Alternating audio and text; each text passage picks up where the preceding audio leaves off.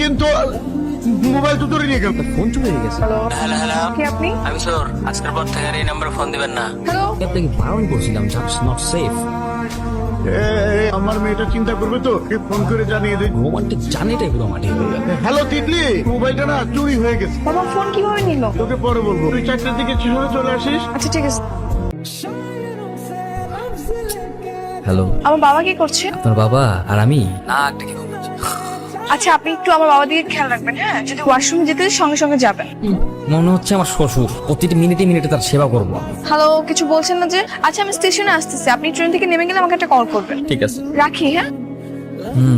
আগে স্টেশনে আসু, বিরক্ত করছিস না। কানের নিচে ঠাটায় যদি দুটা চক্করা না মারছি, আমার নাম রুদ্র না। আপনার ব্যাগও আমি নিবো।